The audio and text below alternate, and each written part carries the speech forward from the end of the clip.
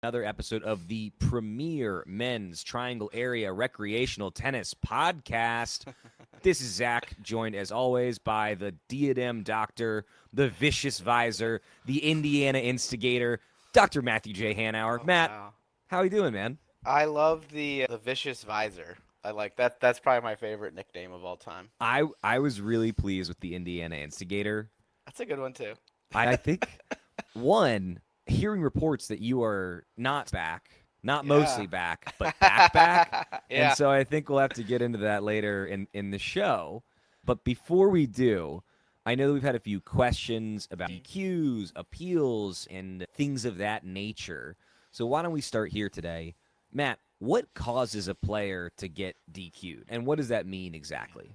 Yeah, there's a couple ways that can happen. Generally, almost all the cases happen when you're a self rate or appeal. And a self rate is for someone who is new to tennis, like most of us, where we took X amount of years off. I took about 10 years off. And you come back, the system doesn't know where to put you, so you answer the questions and it gives you some type of rating. When you're self-rate, no one really knows where you're at. You don't know where you're at. So if you're playing, and let's say you're a 3-5 and you're playing 3-5 and 4-0, and you're annihilating 4-0s, getting bagels and breadsticks at 4-0, you're probably going to get bumped up. You're going to get DQ'd for that, and then you're going to get bumped up to, if you're a 3-5 4.0. Generally, I'd want to check with Max, but generally there's a 3-strike rule where if you bagel somebody 0-1 3 times, particularly in singles, you're likely going to get bumped. But I have seen it for doubles. I know Jaron and Jackson a while back mostly played a lot of doubles, and they ended up getting DQ'd at 3-5 because they were just destroying people left and right at 3-5 and 4-0.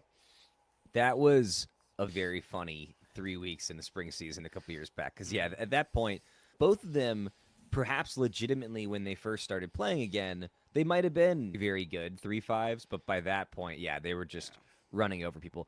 I think some of this on the self-rating part, look, a lot of the times people might accurately self-rate themselves as a certain level when they get back into tennis. If they then, their first season back is summer singles, they keep that self-rating into the next season, correct? Yeah, so that's what happened with me. I started off at 3-5. I played a combo season, a couple of matches. I missed the spring because I had gotten hurt.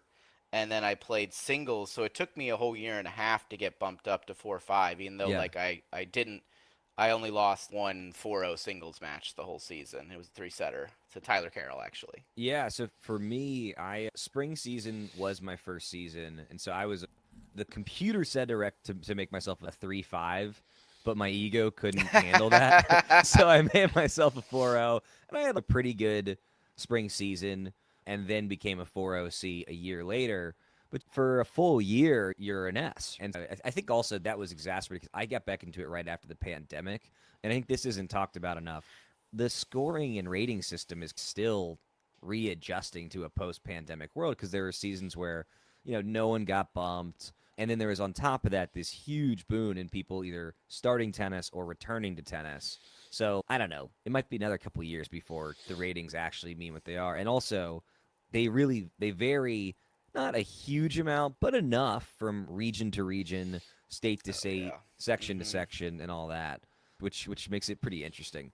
Are you familiar with a T rating, Matt? Yeah, the tournament rating. So that's our friend John Hereford. Is that his name? Yes, indeed. Which, by the way, he is playing in the Charlotte Banana Open this weekend. We are in the same division, and there's a world in which I will get a rematch Wow. against the John Wow. Hereford, who I believe Ryan Seiko got the first Easton Boys dub against earlier this year or late last year. Wow. Would you be willing to ask him to swing vision that match? Yes.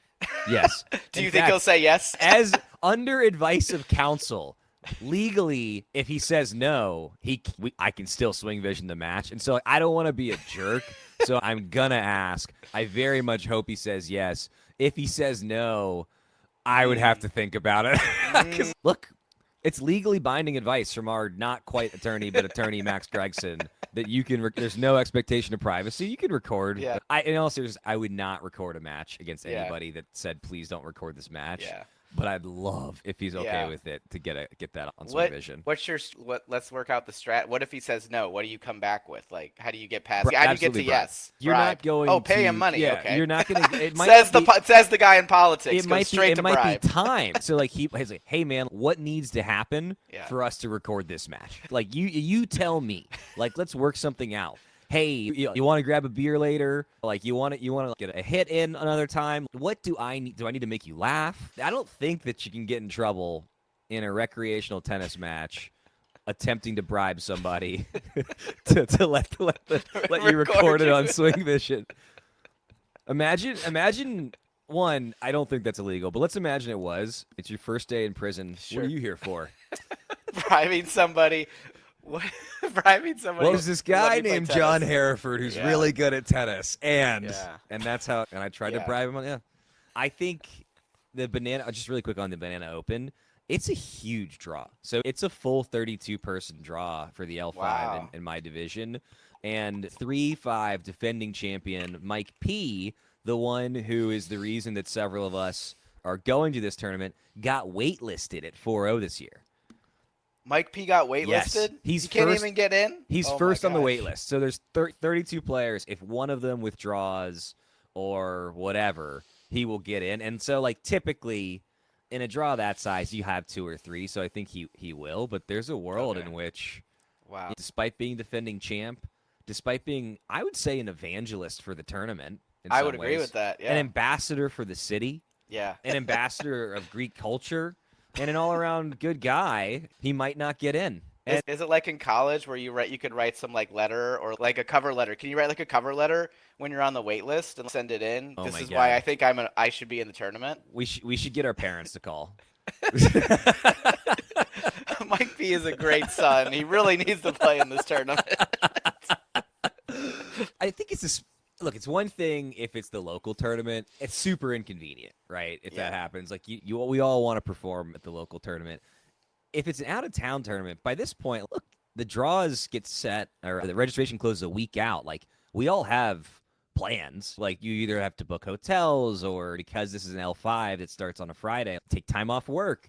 Yeah. And so it's a bummer for those that are not going to be able to get in. Hopefully Mike will get off the wait list there. I guess there is a part of me though.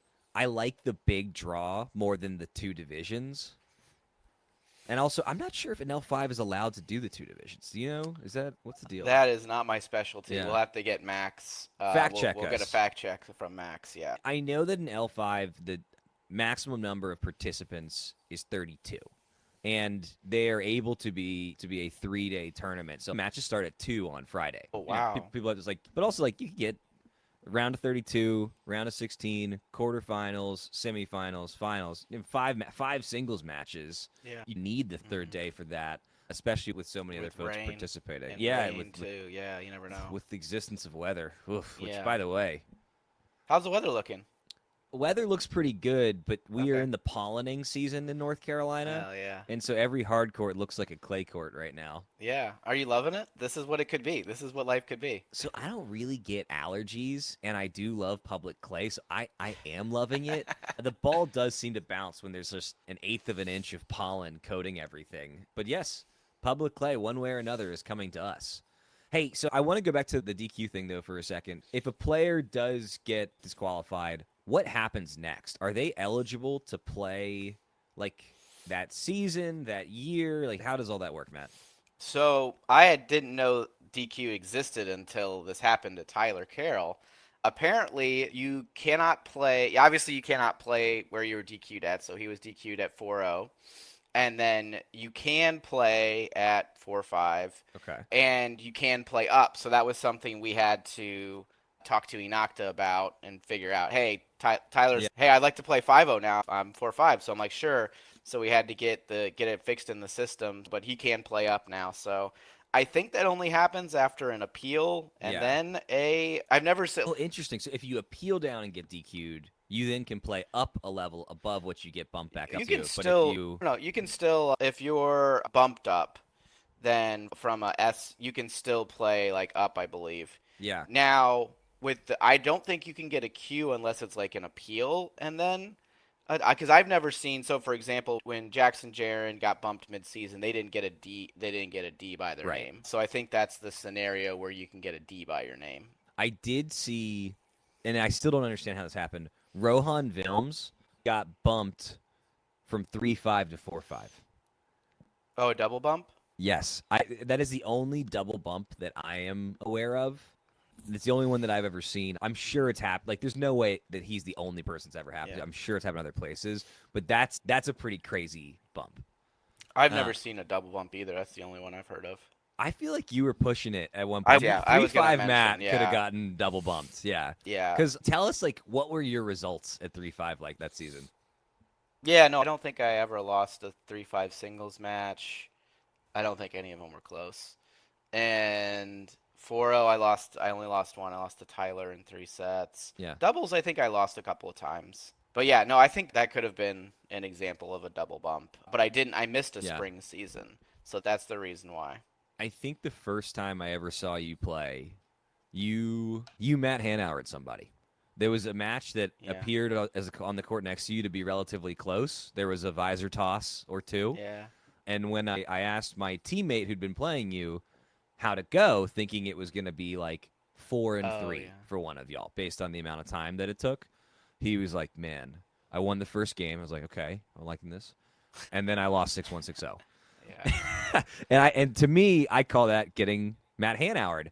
Yeah. Matt, I think that you might have Hanauered somebody again recently. Do you want to tell us about that? I don't want to get too deep. We don't have to name names, but it's one of those things. Everybody has those days, and you had one. I think I did. Brag on yourself. How did it go down? Set the It happened to be on my birthday, so that was fun. Oh, that makes so much more sense. Yeah, okay. Yeah. So your birthday, yeah. Did you? Yeah. So what happened? Oh no, Ezra and I set up a match with someone who we Excellent both thought I would lose to. Yeah, we both thought I would lose to. So he was like, "Sure, I'll take the W. No problem. You can have him, Matt." Ezra's back there scheming like, this is great. And I come out. The first couple games were pretty close. And then, I was playing great. I have just started taking lessons, and that's been helping a lot. Oh. So that's been really helpful. What surface was it on? Clay, which helps slow the ball down for me, which is good, but it also takes away my serve a little bit. So I don't know. I think it might even out. No, I'm going to have to go ahead and interject. Matt, you were a machine on clay. You think I'm okay? The serve definitely takes away a little bit of the bite, but like your ability to play elite defense exists on hard courts, and so on clay, it's like somebody's got to hit 6 winners to win the point against you half the time. Yeah, and I did add a drop shot recently, so that's been I've been learning to play fat, so that's my new strategy. Learning to play fat? Yeah, that's what I call it. I'm thinking about writing a book. What's the philosophy of playing fat, man? It's when you decide that you're not going to stop eating cookies, and you have to figure out, how do I do everything else possible besides stop eating cookies to win the match? So. Are you eating cookies during the changeover? Is a little energy, a little sugar boost? No, but I did have 4 cookies last night. I feel like this makes sense because, one, you're a very good player. There's nobody at 4-5 you can't beat in my mind.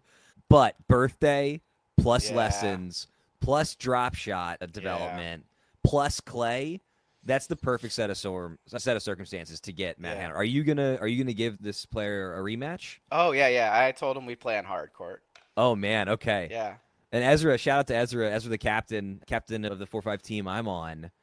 We're tied for first, so there's some pretty big implications this next match. Wednesday, and we've got I'm going to be playing Gallo, which will be really fun. Oh. Yeah, that'll be that. I'm physically trying to prepare for that because it's going to be a marathon.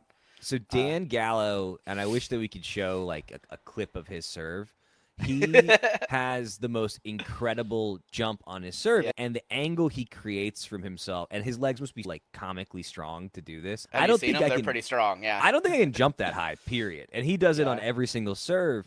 I just have not seen a serve with that kind of lift at the rec level before. It's a really neat motion. It's almost. Did he play volleyball? Volleyball. It's a volleyball serve. Yeah. So he did play volleyball. I don't know if he played volleyball, but it is like a volleyball serve. It's also so cool. I wish I could do that. Another intimidation factor. He has the dad stash right now. Oh which looks great, by the way. He is actually. I think his wife is due in October. He said. We got a So lot of kids on the I way in the group. know. I Lot of kids know. on the way. The East End juniors. Actually, the time is probably right to start like a scam school kind of thing, where they learn singles in the morning, doubles in the evening, and then watch and watch clips in the afternoon. You know? Yeah. Yeah. So just not saying anyone should do that. Just saying probably could. So let's keep it moving here, Matt, because I know we gotta. Oh yeah. You got a haircut. I got a haircut. It's true. Tournament spotlight. So of course, want to acknowledge the Hollow Rock tournament.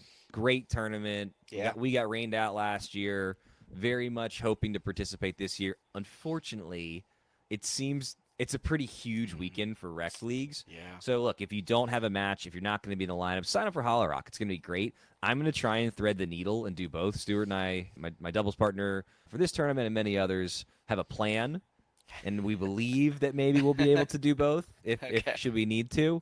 Also, this is contingent on us making it to the playoffs. There's gonna play some matches in Hollow Rock. There's a world where if everything breaks both the right way and the wrong way, we might have to miss that last Hollow Rock match or two because the league is you gotta at that point you're on a team, right? Yeah, you have to put the team first, league right? comes first. Yeah. That's just and I think each player should do what they think is best, but the league comes first. That's no doubt. Yeah, I would be pissed if man. If it was an important match and like a playoff match and like you chose a tournament as a captain, I would be pissed at you. Totally. Regular match season, if you tell me in advance, whatever. Now the that's fine. dream is that you've got teams where they all have participants in Hollow Rock, and then maybe the captains work something else out where it's like, hey, we can make up the league match so people can do both. But that's a lot tough of with the logistics. playoff. Yeah, With the playoff, the Secta would get involved, and that gets a little so a regular league match, no problem, that could happen easily. Yeah, but a playoff match, it gets a little dicier. So how does a playoff? Because this is my first season where I've been in a league with a playoff. Do they have an official at that, or what's the vibe? I don't know. I haven't been to one, but I haven't heard of an official. It's definitely like any playoff game. It's everyone's a little bit more intense.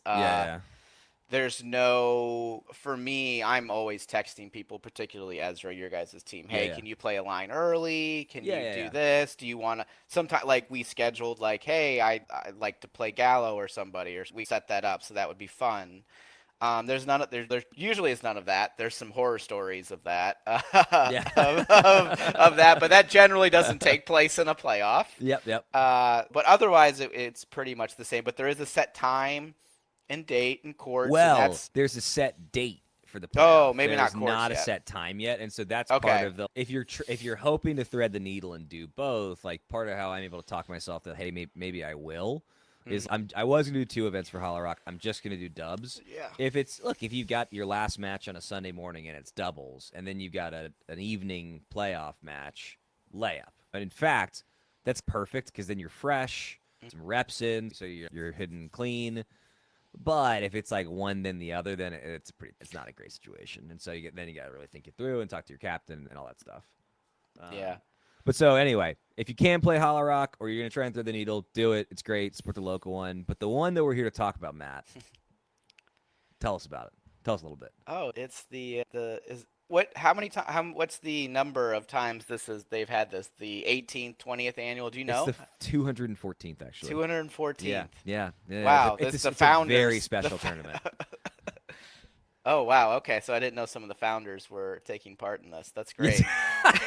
George Washington was participating in this in between fights in the Revolutionary War. That's great. Yeah, look, the troops need some R&R. The government operates a golf course on a base here and there. They had time to get some tennis in during the Revolutionary War. Yeah, I think my timing's off on that one now that I think that through, but that's fine. War of 1812. Yeah, they War of definitely did 1812, this during the War of 1812. What's this tournament that we're talking about? Wilmington Smash Cancer. It's arguably, maybe not arguably, the best tournament in the state. It's very well run. I went last year as support. Great vibes, great food. They are the quickest drying courts that I've ever seen in my life. I've never seen courts dry that fast, ever. And so it's a great tournament. And we had a bunch of guys, and we got an Airbnb last year. It was really fun.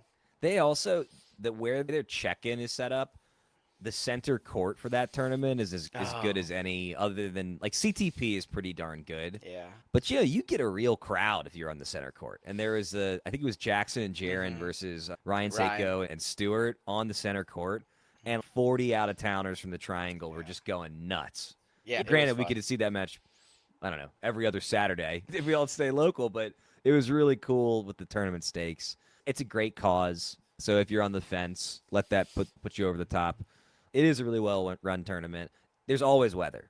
Played twice, and both times it's just that time of year, and it's the coast, so that's gonna be a challenge. So you might get some shortened matches here and there if weathers. But also, this is a very special tournament. Daniel Marchek, advisor to the pod, senior advisor to the pod, marketing wonderkind, yeah, Yeah. marketing wonderkind, has some big news that I don't know if we're allowed to share on this pod yet, but this will be his return to competitive tennis action. And we lost in literally the worst way you could lose. Yeah. Lost the first set tiebreaker, won the second set tiebreaker, lost the third set tiebreaker to Spencer and Billy, who were absolutely nasty, were lights out. They were the better team that day. Good for them. But so we're out for redemption, and he's back for that tournament. It's his first tournament back. So, Matt, after somebody who had a competitive layoff last year, you know how exciting that is to get back on the court, and I'm hoping that maybe this year we can find a way to pull it out in Wilmington. Yeah. No, I'm sure Billy and Spencer will be back. They'll be ready to defend. I'll be there with somebody. I'm not sure who yet, but I'll be there with you Billy, guys. so I have it on good authority that Billy will Oh, be unable to attend. you're right. And so it's Fucking a kids four. everywhere. I don't know like what the etiquette is about talking about that, but I think like we're allowed to say congratulations to Billy. Yeah, no, Congratulations I to think Daniel. yeah. I think that's fine. Daniel's got a kid. Yeah. Billy's got a kid on the way. It's a beautiful, wonderful thing. I forgot. And they're gonna need to go to a school. Why not East End Academy? I don't know. Just want to keep plugging that. But yeah, it's a very legitimate reason for Billy. Birth of a child, comparable level of importance to tennis tournament. Yeah, just barely below. Daniel, Daniel taking time off to focus on being a dad, and I don't think I've gotten some very cute photos from him. Haven't met the baby yet. I don't know if I don't know the etiquette of being a new parent still, but so if I feel like we should do a plug of baby Sophia on the page. Yeah, Yeah. sure. Okay. I don't know anything about this baby. Sure, go for it. Very cute. Very cute. And I don't want to put any expectations on anybody else's kid. Very coordinated for 11 days old. Like the coordination of a 16-day-old, I think this kid's going to be a star. I think this might be the first East End offspring to win a major. So yeah. now I'm not talking about triangle tennis major. I'm talking about a major. There is Roland Garros potential on this kid, and it's really cool. And Do we and special know to see. which hand? Can he force him to play? Like you would, if you had a choice, if you for your kid, are you gonna try and force them to be left-handed because of the advantages? Actually, what we're gonna do at East End Academy is we're gonna recruit Tevin Wilson to teach all the kids how to be the most ambidextrous people on the planet, like him. I think if you have to pick, you want lefty, right? Like it's definitely an advantage. It's a big advantage. Yeah, it's a big advantage. Plus now with Draper and Nadal doing it, having done it, like there's. You can pick a little bit. I do. This is a conversation for another day. It's been had a million times. But like, you ever wonder what Nadal's career would have been like if he just played with his dominant hand?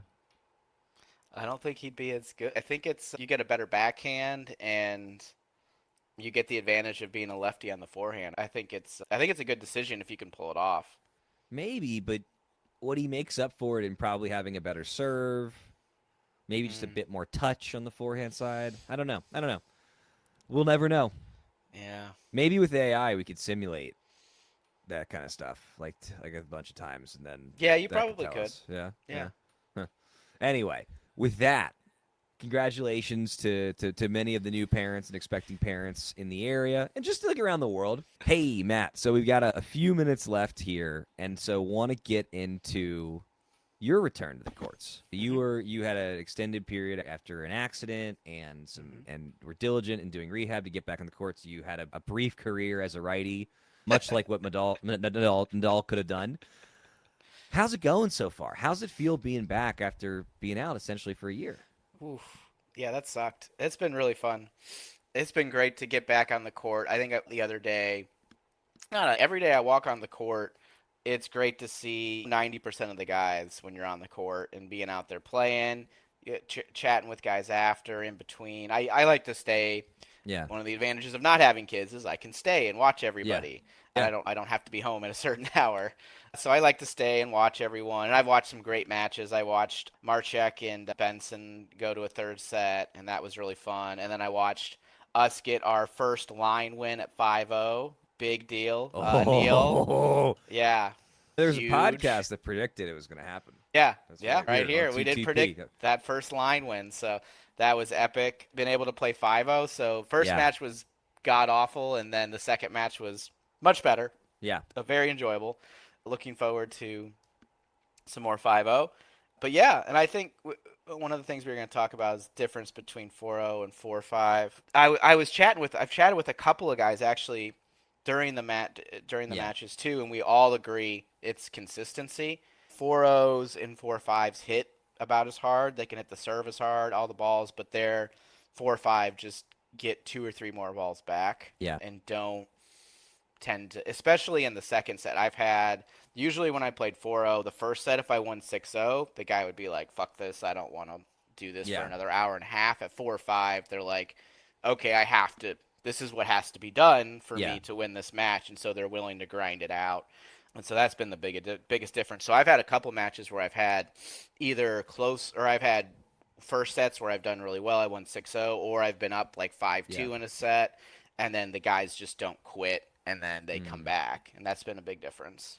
One thing I've noticed is, as well, at 4-0, and it's not everybody, but typically either guys, they don't have a big weapon, or they have a pretty clear weakness, which is usually the backhand or the serve. Yeah. And then in some cases, it's mobility. The floor for what a weakness looks like at 4-5 is much higher. You just, because most players at 4-5, if they identify, hey, this guy doesn't have a great backhand, they will just pick on it. Or this person's serve is not getting it done, they'll take 3 steps inside the base, and they'll just put you on defense and break you over and over again. But I think I tend to agree with those observations. I will also say the level of stamina that I feel like I need at 4-5 is much higher, in part Much because higher. the guys don't quit and ever. But also, look, you can win a match 2-2 at 4-5 and be worn out at the end of it. Like, just because the points are a little bit longer, everyone they will throw multiple styles at you if whatever their game plan isn't working. And I guess also that leads to very few short matches at 4-5. Again, like you can win 1-3 and still be out there for an hour and a half of having pretty good tennis. So it's fun. It's hard. It's harder on the body. Yeah, definitely harder on the body. You can't do. I used to be able to. I did 2 matches on Sunday. One of them was a doubles, which was 3-5, and I was pretty tired after. And then I went and played singles after, and that was tough. That second set was hard. I got up 5-2, and then I was like, just ran out of steam and barely won 4-5, 6-4. I think I was down 30-love, and luckily the opponent honestly made a few mistakes. I think he double faulted a couple of times during that game. So I really used to love doing 2 events in a tournament, and I have not done it at 4-5, and I just don't know that I can get away with it. It's too hard. If you've got 3, 4, 5 matches in a day, even if it's just 1 singles and it's 2 doubles, like that, you're emptying the tank big time. And I think at this point, not in the cards. Yeah. So, is there a difference that you've observed in like how the players warm up or how they train? Because I know in 5-0, they take way more overheads in warm ups than at any other level. Have you noticed anything like that in 4-5? Not so much warm up. You don't see, like, the higher level you go, the smaller the waistline gets. I've noticed that. It's pretty rare to see bigger dudes like you and me at 4-5, at least who play singles. But hey, I'm trending down. I'm trending down, man. 5-0 Zack is coming. Yeah, I'm not. So I'm probably one of the heavier 4-5 consistent singles players. I can't think of anyone who plays singles consistently. Yeah, I can't think of anyone who's bigger than us, and that could be in a good, but like stronger. Like there aren't a ton of people who are like stronger either. I want to put that on there too. There are guys that are maybe comparable weight that are like 6'4". That doesn't count. Yeah. Yeah. Not yeah. I think that we are amongst the larger, if not the largest, average height kings in the out of the bunch. Yeah. Yeah, Yeah. I guess yeah, if you take our height. But yeah, most of them are definitely in a little better shape, especially at 5-0 singles. But That's yeah. that's another thing entirely than 4-5. Yeah, in Yeah. 4-5, there's plenty of guys that they don't move as well as they used to, whether it's because they've gotten a little bit older Hmm. or they put on a few pounds, and you can get away with that at 4-5 doubles. You can maybe get away with it in singles. You're right, but you cannot at 5. Oh, yeah, and Yeah, then at 5-0, they're consistent, and then they also but you have one huge weapon. This guy had a forehand that might have been harder than Parv's, yeah, and that was scary. yeah. That's a big forehand. Yeah, Parv is playing like the Terminator as of late, but he's been having a great yeah. couple years run now at this point, but this year it seems like he's really gone to the next level. Back to the 4-5 matches, I found that in doubles in particular, it's really fun. Just like the Yeah. amount of times you will feel minor strategic tweaks in a match it is just much quicker adjustments. Like I really like to do lob returns in doubles, and I had a match against Richard McClenny and Will Boyette. Patrick Shields and I were playing, and those guys so quickly adjusted their positioning to take away the lob, and they made that adjustment much faster than I started trying other stuff, Yeah. and were able to knock out a couple relatively quick games before I figured out, hey, wait a second, I need to hit a cross court topspin ball. I can't go for the lob here because McClenny in particular was just seeing it so well and torching me with overheads. That's been fun at 4-5. I agree. Yeah, I had a match the other day where I didn't adjust quite fast enough. Brett Eccles was picking on my Yeah. backhand return, which is not super strong in doubles. Huh. Singles, I can get away with it because you put it wherever. Yeah. But doubles, it's pretty tough, and I just didn't scoot over enough and start. It took me until towards the end of the match to figure that out. Yeah. So I got to make those adjustments faster. Yeah. I think, though, one thing that I want to circle back on, you're right. They don't hit the ball that much harder in 4-5 and 4. There are some guys that are exceptions to that, of Sure. course. Like at every level, there's some guys that hit it harder than others. But you're right. It's consistency and footwork. And so for anybody who's, I don't hit it that hard. There are people that hit it harder for me, or I don't have a huge weapon. You don't need that. You can absolutely get wins at 4-5 just by improving your footwork and I guess one thing I would add to is a lot fewer double faults, and almost everybody has a strong second serve. But same deal. These are all achievable goals if that is what somebody wants to. If you want to get to that level, you can. To me, 5-0 is a level where it's like it's just simply not accessible for everybody. Like no amount of lessons are going to get you there. Talent. There has to be some talent, athleticism. Yeah, that would be tough. I agree with you. Yeah, I think because you've seen those videos of the most annoying 4-5 player ever. Yeah, it's just this guy is just in great shape, just gets the job done no matter what. Yeah, yeah. So you can do that at 4-5 and be successful. There's one other small difference. So in 4-0, if you throw junk at a guy, there are guys that get mad, and you can tell they really don't care for that because they're like, oh, this is not how you are supposed to hit a tennis ball. Yeah. Oh, this is ugly tennis. You're winning ugly. Ever.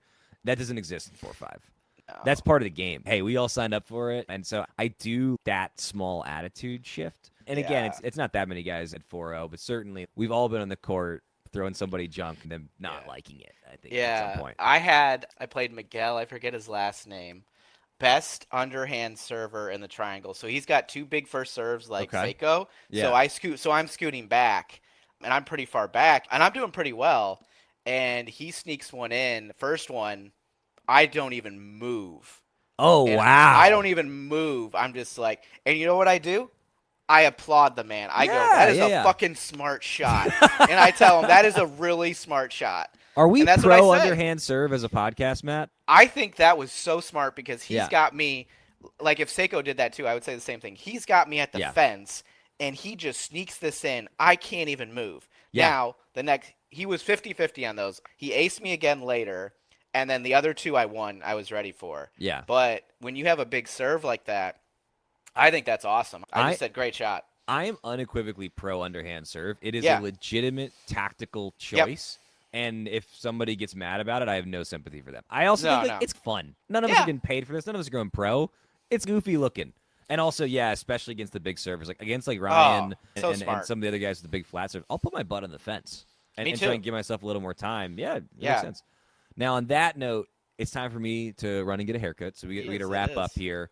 Matt, what are you plugging today before we go? I need one or two 3-5 to 4-5 Eno tri-level captains, co-captains.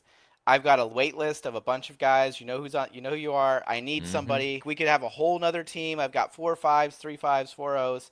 Please reach out to me if you want to captain this team. I will help you. I will get everything set up for you. We'd love to get one more team in. Yep. Hey, Captains Make the World Go Round. Sign up. Hmm. Get involved. There's everybody can contribute. That would be great. Anyone from a 3-5 to a 4-5 can do it. That's a whole lot Yep. of players that are eligible. Hmm. Yes, plus one to that. And for me, polo shirts. I just want to plug polos. I love a nice polo. Keeps the sun off your neck on a hot Hmm. day, especially if it's like a nice material. Polo shirts are back. It makes me feel just a little classy on the tennis court. And also the buttons. Gets a hot day.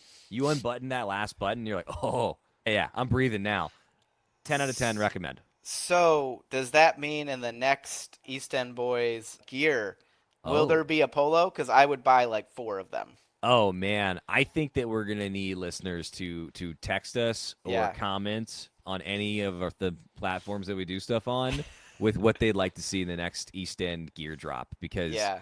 yeah, the long sleeves to me have been Oh, like I want one. they're fantastic. Yeah. And maybe hey, maybe in the next drop you'll be able to get one. Maybe I a polo. I Mystery would Man Doug and Mike love Westlander a are cooking polo. up good stuff all the time. You never know. That sounds great. With that, this man has to get a haircut. That's the Triangle Tennis Podcast with Matt and Zach, and we will see you next time. America. Bye.